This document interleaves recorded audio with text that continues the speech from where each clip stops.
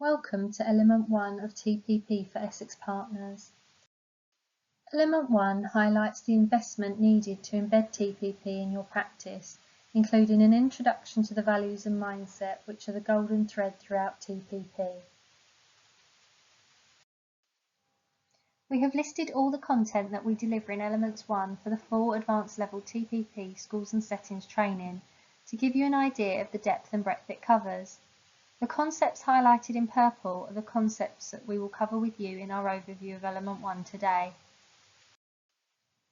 It is important for us to know that children are more vulnerable to trauma than adults, and while most children experience safe and stable upbringings, we know all too well that many children don't. The very biological gifts that make early childhood a time of great opportunity for forming attachments and language development also make children very vulnerable to negative experiences, such as inappropriate or abusive caregiving, a lack of nurture, chaotic and cognitively or relationally impoverished environments, unpredictable stress, persisting fear, and persisting physical threat. Children are like sponges and absorb their experiences regardless of whether they're positive or not. But we can do something about it, and we're perfectly placed to do so.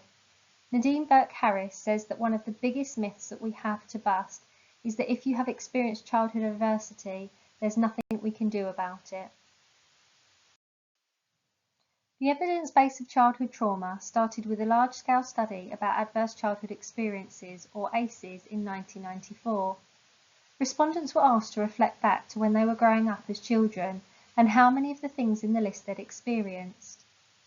What they discovered was that those that had experienced more ACEs hadn't fared so well in life physically, and was very much dose responsive. For example, 4 or more of these ACEs meant that the respondents were twice as likely to be obese or diabetic, 3 times more likely to be at risk of heart disease or respiratory disease.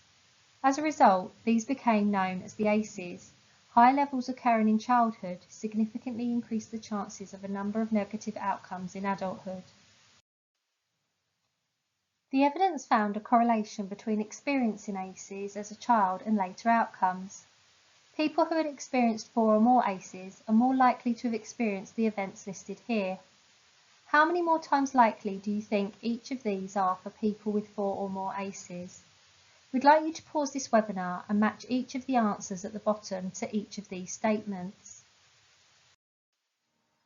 Compared with people with no ACEs, those with 4 or more ACEs are 11 times more likely to have used heroin, crack cocaine, or been incarcerated, 2 times more likely to be a current binge drinker, 3 times more likely to be a current smoker, 6 times more likely to have caused an unplanned teenage pregnancy, 7 times more likely to have been involved in violence in the last year, and 5 times more likely to have had sex while under the age of 16.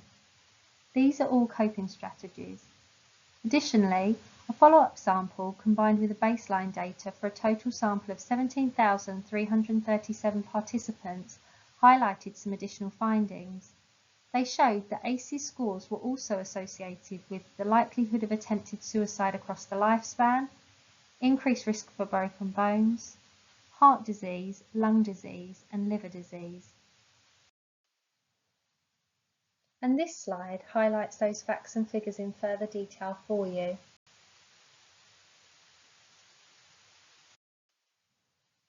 We would now like you to pause the video and click the link to video 1 in Element 1 of your video link handout that goes along with these webinars.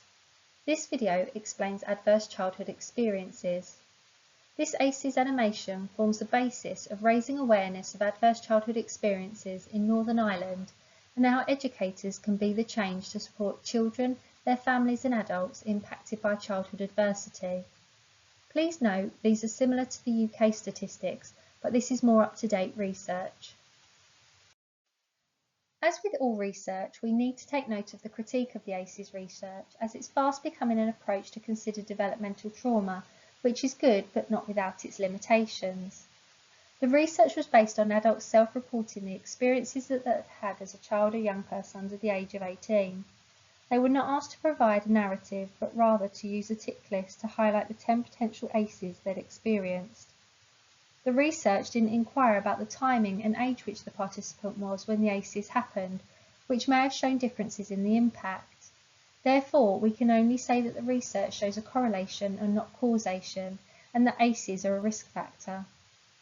We also cannot assume a traumatic experience for one person is the same for another, because of the levels of resiliency that play a part in how much impact an event can have on a person.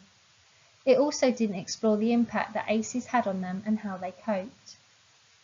What would not be helpful, therefore, is if ACEs became a screening or diagnostic tool, particularly via the use of a tick list questionnaire. It is not actionable because it's already happened. Bruce Perry, who has done extensive research into the impact of toxic stress on children's brain development, tells us that there is a crucial difference between screening and listening, and he says measure and act on the current connectedness instead. We need to be cautious of how people attempt to interpret and apply the ACEs research. It's important that we need to listen to children and young people and their families about their lives and experiences and be curious about how these experiences may be impacting on a person's well-being and behaviour in the here and now. Help them by connecting with them and building trusting relationships, offering them strength-based approaches to enable them to make sense of their lives, live on, and grow even more resilient. You may have 6 ACEs but have a robust support network compared to someone who may have 2 ACEs and a fragile network. This makes them more vulnerable. There is also strong evidence that other negative childhood circumstances, which co-vary with the 10 traditionally defined ACEs, predict negative adult health. These include low birth weight and childhood experiences of social discrimination. But we've already stressed we can do something about it. TPP is a framework for understanding. We need to learn from our peers and colleagues about which strategies we could use in the context of positive relationships with the child and young person, and we need to ensure staff are supported to deliver this provision. The values and mindsets of TPP are a shift from traditional language to a trauma-perceptive description of vulnerable children and young people, and can create compassion and kindness instead of blame and shame, hope instead of hopelessness, and connection and belonging rather than disconnection. Wherever we work, this is the model we need to apply. The values and mindset, which we will explore next, will underpin and inform our policies and practice, which can in turn influence each other to reflect the values. Once values and mindsets have been shifted and changed, practices will inevitably change too, and this should also be reflected in policies. The two, both practices and policies, should be intrinsically linked. Policies should be working documents familiar to all staff in the same way that practices should be consistent throughout the setting. Consider how the changes to values and mindset could impact on your policies and practice, and how does TPP change the intention of the policies and practice? A school example could be to reduce noise in the school corridor. What's the intention behind this request? Is it a punitive intention, which is that children and young people need to be quiet because the adults say so, and they should respect the adults' decisions on this rule? Or is there a kinder, more compassionate intention, which is to have a mindful minute between classrooms to help children and young people prepare for the next lesson and to feel more relaxed to start the next thing?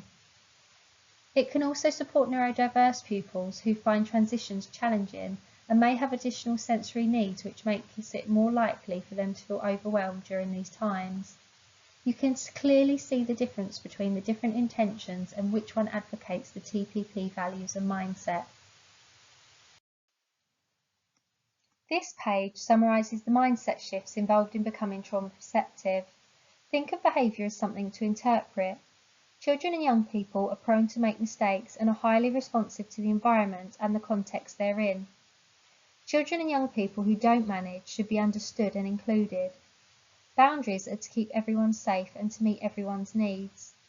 Behaviour management is predominantly through relationships. Rules should be developed together and adapted where needed. Consequences are only used in the process of restore and repair.